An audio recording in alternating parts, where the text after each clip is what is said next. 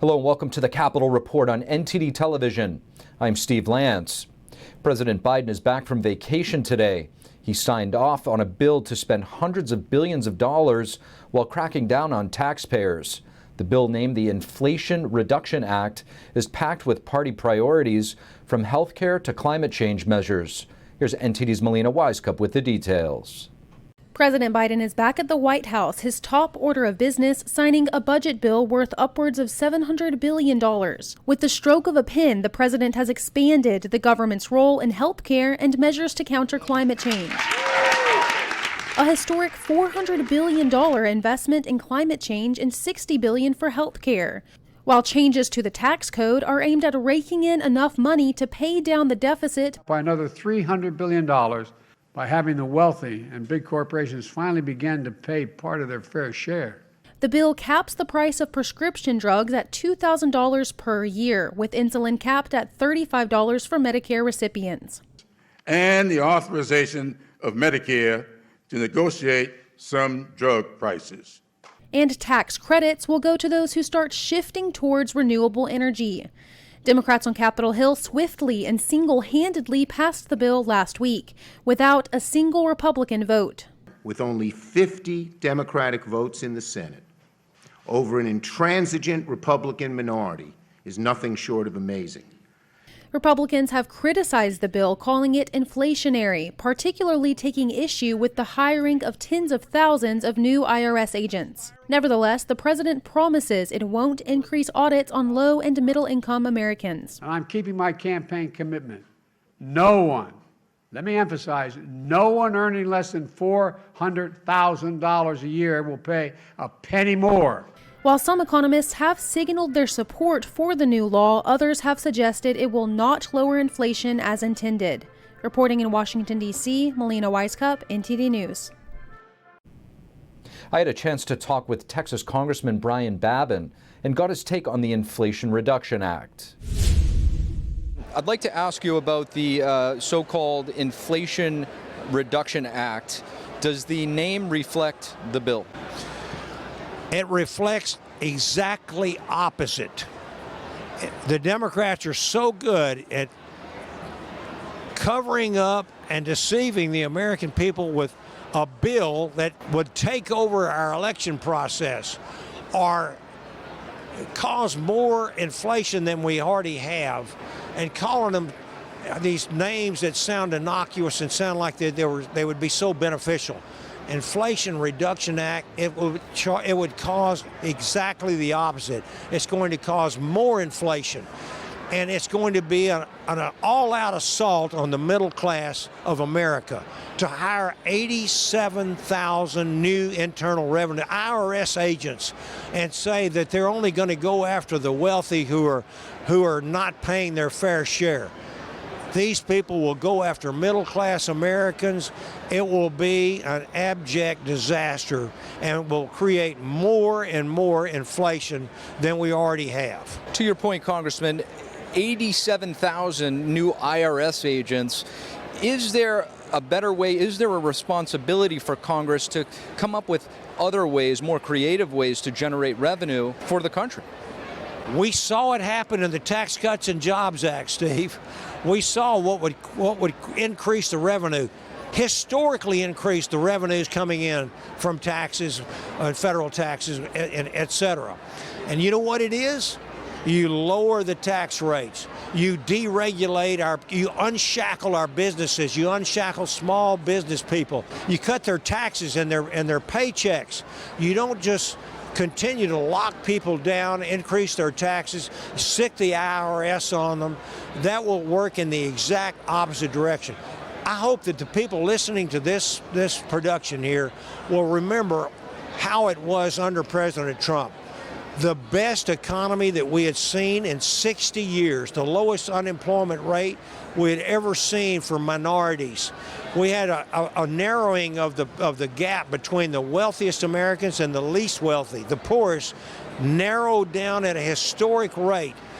We were energy independent. You had less than $2 gasoline. You could plenty of groceries. Inflation was almost non-existent. And now what do we have under President Biden? It is an abject disaster. And I think the American people see that and they understand who caused this. It wasn't Putin. It wasn't George W. Bush. It wasn't Donald J. Trump. It was Joe Biden and the Democrat Party with their agenda to socialize and Green New Deal to kill our fossil fuel energy industry and sector. Nobody represents more petrochemical refining facilities than the 36th district that I happen to have the honor of representing in the great state of Texas. And we have been whacked by this administration, and the American people have been whacked, and I think you're going to see a reckoning coming up in November. Texas Congressman Brian Babin. Yes, sir. Thank you. Thank you, Steve. Will the public ever see the affidavit that led to the FBI search of former President Trump's estate? A federal judge in Florida plans to hold a hearing on Thursday. Trump is asking for it to be released, while the Justice Department wants it to remain sealed. It falls on the federal magistrate judge who approved the Mar-a-Lago search warrant to make the decision. He already unsealed the warrant and property receipt last Friday, but he's kept other materials shielded, including the affidavit. The Justice Department is opposed to releasing the affidavit in spite of calls from various lawmakers and Trump himself to release it. The department also admitted that the FBI agents took Trump's passports at the raid. According to an email made public by Trump's spokesperson, they were ready for pickup on Monday afternoon. And GOP lawmakers are still expressing concerns over the raid of former President Trump's residence at Mar-a-Lago. In a letter to White House officials, Congressman Jim Jordan called the raid a weaponization of law enforcement resources. He's requesting access to all communications related to the search warrant on President Trump's residence. Congressman Mike Turner, the lead Republican on the House Intelligence Committee, told CNN that GOP members are concerned that the raid was unjustified. Congressman Turner says that Congress now wants to know what the FBI thought they would find in the boxes that they confiscated from Mar-a-Lago. He also wants to know what they actually did find. He added that Congress's Intelligence Committee already has the authority to see anything that could be in the boxes, even if it rises to the level of a national security threat. First Lady Jill Biden is quarantining after testing positive for the CCP virus yesterday. She reported mild symptoms and initially tested negative during a daily screening. The First Lady spokesperson said that after reporting cold-like symptoms, Jill Biden took a rapid antigen test for the second time that day. The test again showed a negative result, but a PCR test finally showed that the First Lady was positive with the CCP virus. The 71-year-old is double vaccinated and has received 2 booster shots. She is currently taking Paxlovid, Pfizer's antiviral drug, and will isolate for 5 days. The U.S. responds to Beijing's latest moves against Taiwan. China is sanctioning Taiwanese officials in resuming military drills around the democratically ruled island. NTD's Iris Tao has more.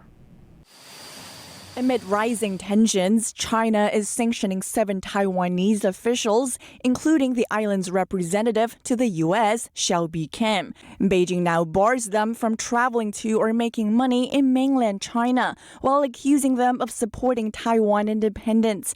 That's despite the Taiwanese representative recently reiterating, "We will not escalate, we will not provoke. We are committed to maintaining the status quo." Beijing sanctions also come as it conducts fresh military drills around Taiwan. That's over recent visits by U.S. lawmakers to the self-ruled island, which China has vowed to annex by force if necessary. Meanwhile, the U.S. has called China's drills provocative and totally unnecessary. And while the sanctions have little practical effect, as senior Taiwanese officials do not visit mainland China, Taiwan's foreign ministry says it shows how Beijing is trying to formulate a crisis. It again proves that China is overreacting and trying to create a crisis with excuses. We will not acknowledge threats and intimidation by an authoritarian regime. And the U.S. also accuses Beijing of overreacting. It is not the United States. It is not Taiwan. It is the PRC that is challenging the status quo. Meanwhile, reports cite Taiwanese officials as saying that a third U.S. congressional delegation will visit the island by the end of August. Earlier this month, House Speaker Nancy Pelosi led a delegation there, and Senator Ed Markey led a second one this week. Iris Tao, NTD News. Thank you for watching the Capitol Report. If you want to see our full broadcast, check us out at epochtv.com.